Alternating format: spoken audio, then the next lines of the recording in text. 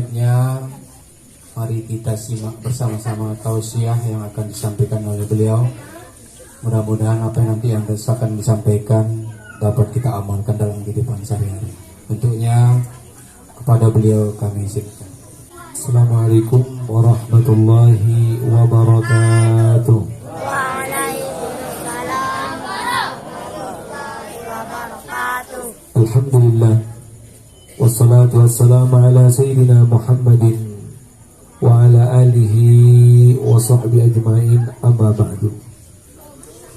Al-mukarramun wal muhtaramun, para sesepuh masyarakat, tokoh agama, orang-orang tua kita setempat di desa Meninting ini, semoga kita yang hadir di tempat ini di acara Khatumul Quran dipanjangkan umur sama Allah Subhanahu wa taala, dan kita termasuk orang-orang yang suci menyambut bulan suci Ramadan. Amin amin ya rabbal alamin. Al-Allamah Habib Umar bin Hafid pernah mengatakan, ketika malam pertama bulan suci Ramadan, ketika kita sedang melaksanakan sholat tarawih yang besoknya pagi hari kita akan melaksanakan puasa, maka Allah memandang kepada setiap hati-hati hambanya, baik yang sholat maupun yang ada di rumah, baik yang di masjid maupun ada yang di luar di masjid. Statusnya tersebut adalah orang muslim pada malam 1 Ramadan. Pada saat tersebut hati mereka dipandang sama Allah Subhanahu wa ta'ala. Apabila didapati sama Allah Subhanahu wa ta'ala hati mereka rusak, maka Allah tidak mengeluarkan mereka daripada Ramadan, tidak mendapatkan pengampunan dari Allah Subhanahu wa ta'ala. Tetapi apabila malam 1 Ramadan hati mereka suci, hati mereka bersih, mereka sudah taubatan nasuha, tidak menyimpan rasa dendam, tidak menyimpan rasa dengki, tidak menyimpan rasa sesuatu yang ada di dalam hati mereka, maka orang tersebut keluar daripada bulan suci Ramadan mendapatkan pengampunan dari Allah Subhanahu wa ta'ala.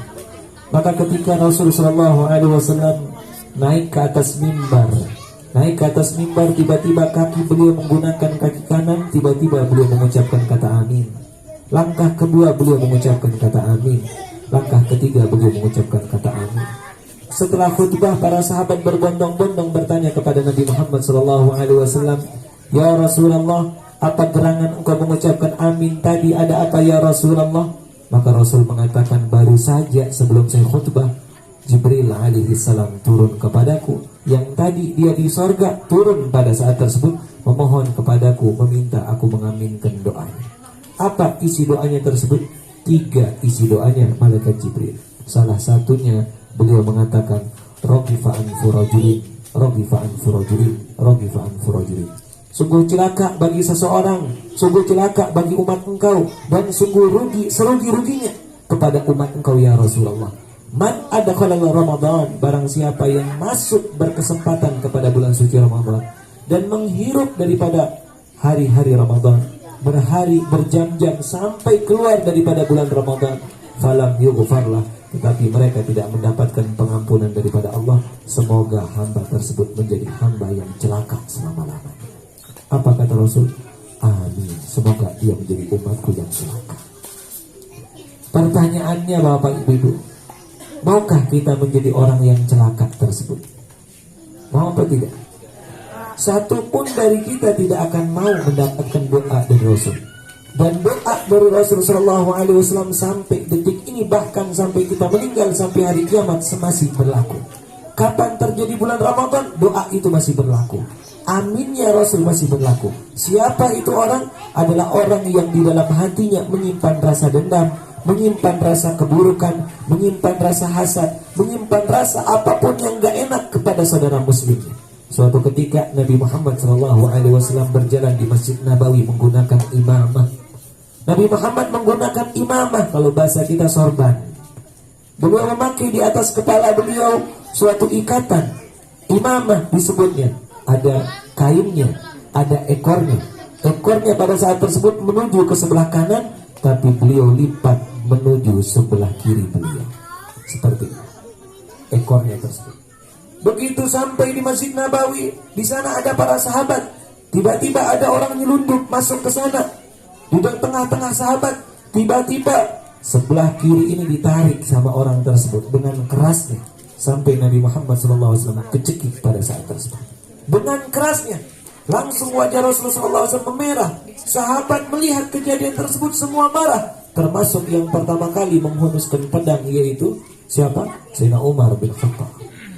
Apa kata Sayyidina Umar? Mengatakan, kami tunggu perintah engkau ya Rasulullah. Kata orang di belakang ini mengatakan, wahai Muhammad, bayar utang engkau. Bayar utang engkau. Ditagih utang Nabi Muhammad SAW di dalam masjid. Ketika ditagih utang Nabi Muhammad SAW, para sahabat baru tahu bahwa Nabi Muhammad punya utang pada saat tersebut. Ditarik. Apa kata Nabi Muhammad SAW? Bukankah utang saya belum waktunya saya bayar? Perjanjian kita masih lama, belum waktunya saya wajib bayar.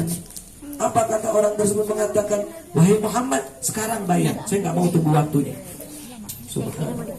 Dipandang wajah sahabat satu persatu sama Rasul. Yang diperintahkan Sayyidina Umar pada saat tersebut. Hei Umar, ambil 20 sak korma utang saya. 20 mud pakai tangan di Baitul Mal. Habis itu engkau ambil lagi 20 mud, bayar lagi kepada dia. Maka Umar mengatakan kepada Rasul, ya Rasulullah, 20 mud utang engkau ya Rasul. Lalu kenapa saya harus tambah 20 mud lagi ya Rasulullah? Apa kata Rasulullah SAW mengajarkan kepada Sayyidina Umar? Beliau mengatakan, tadi engkau telah menakuti orang tersebut. Subhanallah. Ini didikan Nabi Muhammad SAW. Bagaimana didikan Nabi Muhammad kepada para sahabatnya, kepada orang-orang terdekat Nabi Muhammad SAW, agar jangan sampai menyakiti, menggores hati saudara muslim. Dengan lisannya, dengan ucapannya, dengan perilakunya, ketika sesuatu tersebut. Maka Sayyidina Umar jalan taat sama Rasulullah SAW. Orang ini ngekor kepada Nabi Muhammad, ngekor kepada Sayyidina Umar. Sampai di Baitul Mal diambilin 1, 2, 3, 4 sampai 20. Nih utangnya Nabi. Begitu mau ngambil lagi, tunggu bentar nih 20 lagi. Jangan Umar, kata dia. Jangan Umar, kata dia. Kata orang ini mengatakan, jangan Umar. Apakah kau tidak mengenal saya? Maka kata Umar mengatakan, saya tidak perlu mengenal engkau karena sakit hati Sayyidina Umar. Apakah engkau tidak mengenal saya? Saya tidak perlu mengenal engkau. Diambilin lagi. Masya Allah, ada. Kita tunggu bentar. Bapak-bapak, ibu-ibu yang dilakukan Allah Subhanahu wa ta'ala. Maka orang ini mengatakan kepada Umar bin Khattab, "Hei Umar, apakah kau tidak mengenal saya?" Maka Umar saking sakit hatinya ini sama orang. Karena kenapa? Karena dia melihat yaitu Nabi Muhammad dicekik pada waktu tersebut. Dia mengatakan, saya nggak perlu tahu engkau. Ini 20 lagi, saya nggak perlu 20 itu. Dia buka, tutup wajahnya sama orang tersebut. Dia katakan, saya Fulan bin Fulan. Kaget Umar bin Khattab. Apakah engkau tokoh Yahudi tersebut? Pendeta yang terkenal tersebut? Nah, iya saya. Kenapa engkau lakukan kepada Nabi Muhammad SAW? Beliau mengatakan, saya baca di kitab Taurat bahwa ada sifat-sifat Muhammad, sifat-sifat pemimpin, sifat-sifat para nabi. Ternyata paling sempurnanya semua dijelaskan di dalam Taurat ada di Nabi Muhammad SAW. Dari dulu saya ingin masuk Islam, cuma ada satu yang saya belum buktikan. Apa itu yang kau belum buktikan? Dijelaskan dalam kitab Taurat, apabila dipancing amarahnya, tetapi dia lebih banyak kasih sayangnya ketimbang amarahnya tersebut. Itu sifatnya Nabi Muhammad SAW. Lebih banyak maafnya ketimbang amarahnya tersebut. Maka saya mencoba datang kepada masjid, datang ke Masjid Nabawi, mengantarkan nyawa saya sendiri. Padahal saya tahu resikonya bakalan saya dibunuh, tapi saya ingin masuk Islam. Saya mau membuktikan bagaimana sifatnya Nabi Muhammad SAW. Ternyata benar di dalam kitab Taurat menjelaskan bahwa Nabi Muhammad SAW lebih besar maafnya, kasih sayangnya ketimbang yaitu amarahnya tersebut. Saksikan wahai Umar, asyhadu an la ilaha illallah wa asyhadu anna Muhammadar Rasulullah. Inilah sifat Nabi Muhammad SAW, mengajarkan kepada kita bahwa tidak boleh menyimpan rasa dendam kepada setiap seseorang. Ketika ada orang baik datang kepada kita, ketika ada orang sesuatu datang kepada kita dengan sopan santun, dengan kebaikan, maka balas dia dengan kebaikan. Ketika orang tersebut datang dengan keburukan pun tidak boleh kita balas dia dengan keburukan, gara-gara sebab sakit hatinya kita. Karena kenapa? Sikap kita mencerminkan hati kita, perilaku kita mencerminkan diri kita. Kalau seseorang dari lisannya keluar kata-kata buruk, maka hatinya buruk ini orang. Kalau keluar dari lisan kita kata-kata baik, maka hati orangnya adalah hati yang bersih. Maka kalau mau tahu bagaimana hati kita, tahunya caranya bagaimana sikap kita kepada perilaku kepada saudara muslim kita. Kalau kita tambah baik terhadap saudara muslim kita, maka tanda ada nur Nabi Muhammad di dalam hati kita. Tetapi ketika kita tambah kaku, tambah keras, tambah tidak sopan santun, tambah menolak sesuatu kebaikan, tambah buruk terhadap seseorang, maka salat kita bukan mendekatkan kita kepada Allah. Bahkan bacaan Quran kita bukan mendekatkan kita kepada Allah, tetapi menjauhkan kita kepada Allah. Makanya di dalam hadis Rasulullah SAW mengatakan, salat itu bisa mendekatkan orang kepada Allah, bisa menjauhkan orang kepada Allah. Nuntut ilmu pun bisa mendekatkan orang kepada Allah, bisa menjauhkan orang kepada Allah. Belajar Quran pun bisa mendekatkan orang kepada Allah, bisa menjauhkan orang kepada Allah. Makanya Al-Quran hujjatun lak au alaika, yaitu saksi baik atau saksi buruk kita. Maka kebaikan itu bisa jadi, kalau kita tidak tahu cara mengendalikan hati kita, bisa jadi menjadi bumerang buat kita di akhirat nanti.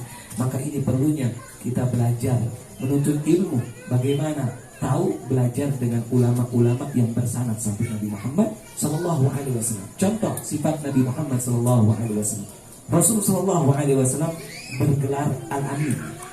Sering kita dengar gelar Nabi Muhammad Sallallahu Alaihi Wasallam, julukan beliau Al-Amin. Apa Al-Amin? Orang yang paling amanah, orang yang paling jujur, yang tidak pernah ada berkata-kata bohong sedikit pun. Apakah serta-merta gelar ini diberikan sama Rasul? Tidak. Karena Rasul dari kecil sampai beliau meninggal tidak pernah berkata-kata bohong. Apakah langsung ditempelkan sifat Al-Amin? Bukan sifat itu. Tetapi Nabi Muhammad SAW dulunya di bawah umur 20 tahun, Nabi Muhammad SAW beliau ini pengembala kambing. Semua Nabi jadi pengembala kambing. Rasulullah SAW mengembala kambing umur beliau di bawah 20 tahun. Ketika umur beliau di atas 20 tahun pada saat tersebut, Rasulullah SAW mulai berbisnis, tijarah, jual beli di atas umur berapa tahun? 20 tahun. Makanya anak-anak muda harus contoh Nabi Muhammad SAW.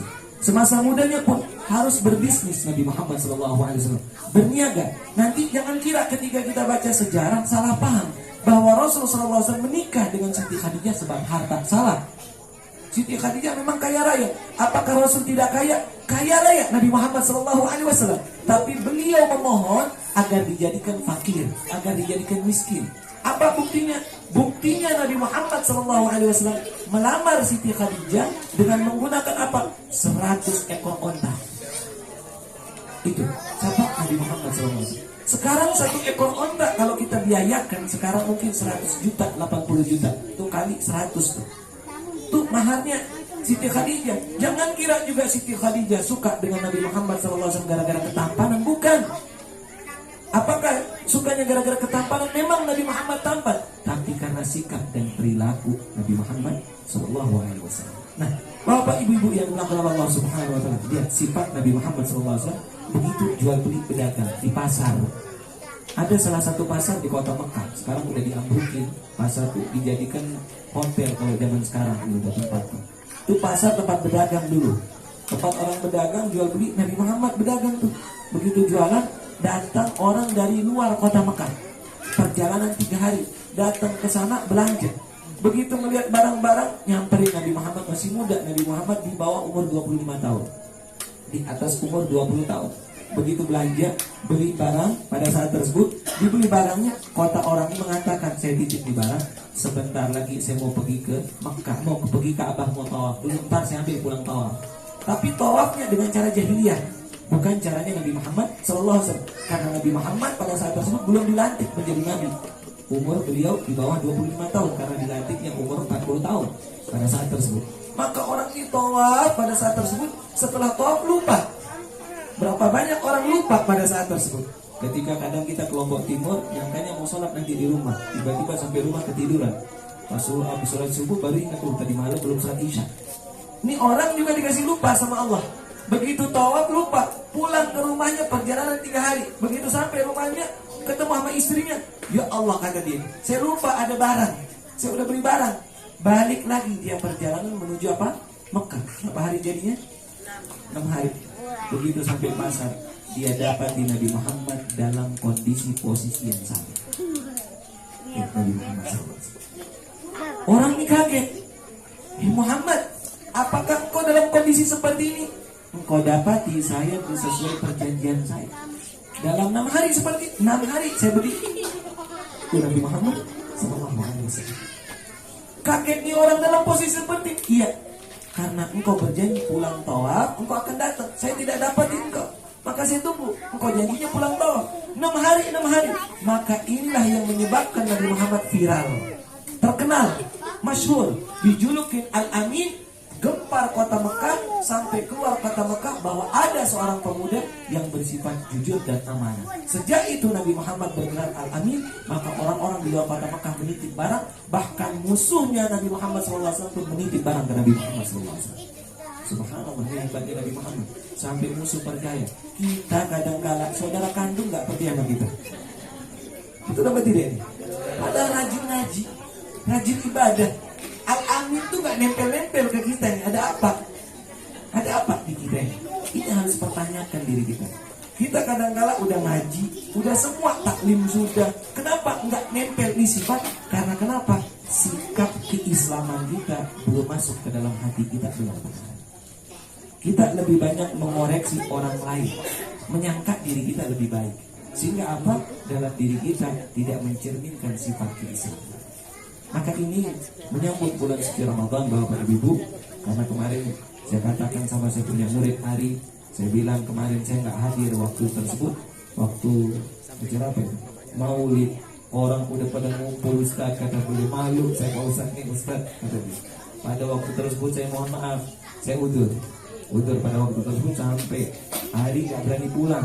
Pada saat tersebut ngumpul melihat orang keramnya, saya bilang suatu saat saya akan tayang, ganti rugi. Karena kenapa? Kebaikan harus dibalas dengan kebaikan. Kalau ada orang membalas kebaikan dengan keburukan, maka orang tersebut adalah orang yang jelek, jatuh dari pandangan Allah. Apalagi membalas keburukan dengan keburukan, ini pun bukan orang yang baik, bukan mencerminkan orang Islam. Maka tadi habis ngisi di Islamic Center sore hari tadi, sebenarnya maghribnya ada jadwal saya di Kampung Panjang, tapi saya tunda jadwal kami. Saya suruh murid saya tadi pergi, saya bilang saya ke tempat sini saja. Karena kenapa? Bayar utang ini bahaya nanti di akhirat. Orang-orang meninting sakit adik sama saya nanti. Di akhirat musuh saya terlalu banyak nanti. Habis pahala sholat, pahala ngaji. Maka saya bilang sama Ari, buatkan khatamul Quran, kita sama-sama baca Quran, taruhin air ini jadi obat. Kalau kita dulu kalau kita khatamul Quran, kita taruh tuh air supaya kenapa? Syifa jadi obat. Kalau habis tuh air ditambah, jelas ditambah apapun niat kita untuk hajat kita, minum air tersebut supaya kenapa? Supaya kita disembuhkan zahir dan batin kita sama Allah Subhanahu wa taala. Dan niatkan buat keluarga kita, semoga keturunan kita menjadi keturunan yang saleh dan salihah ala hadin niyah wa quliyatin salihah min khairatid dunya wal akhirah ila hadratin Nabi Muhammad sallallahu alaihi wasallam. Al-Fatihah. Ya, mohon pamit nanti setelah salat Isya. Tapi kami sebelum pamit, kami mau ijazahkan kepada Bapak Ibu, ada beberapa zikir yang kami dapat ijazah dari guru-guru kami. Yang pertama, kami dapat ijazah dari kakak kami yang diijazahkan langsung oleh Al-Alamah Habib Zain bin Smith, pengarang kitab Manhajus Sawi. Beliau ini ulama Madinah. Beliau mengijazahkan kepada kami bahwa kita dianjurkan membaca tiap hari 360 kali ucapan La ilaha illallah. Membaca apa? La ilaha illallah 360 kali. Siapapun yang membaca La ilaha illallah 360 kali, maka hatinya dijadikan hati orang yang paling lembut, hati orang ikhlas, dan hatinya diberikan cahaya sama Allah Subhanahu wa taala. Sehari bacanya berapa kali? 360. Kita baca dulu sama-sama. Bapak, ibu-ibu ulangi ucapan saya baru saya dibiasakan. La ilaha illallah.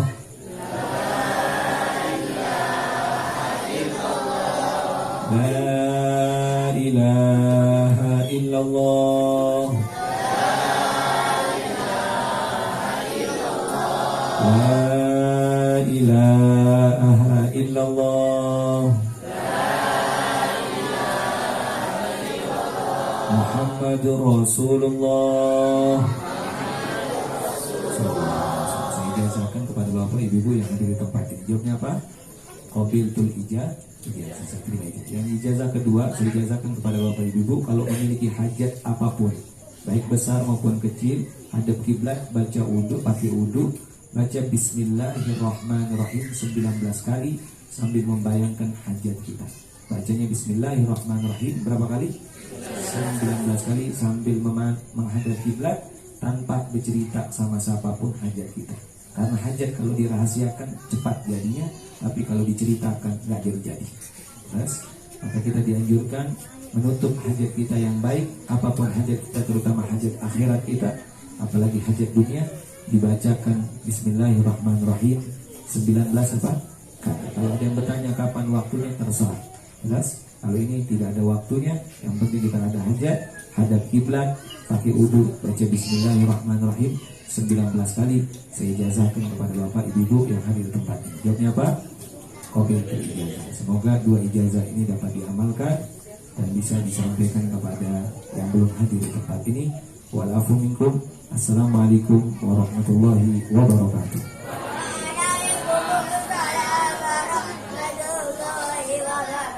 Hadirin bapak-bapak, ibu-ibu rahimakumullah. Demikian tadi tausiah singkat dari Al-Habib.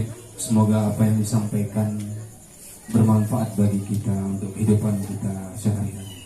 Demikian, dan kita tutup bersama acara singkat ini dengan bersama-sama melafazkan Alhamdulillah.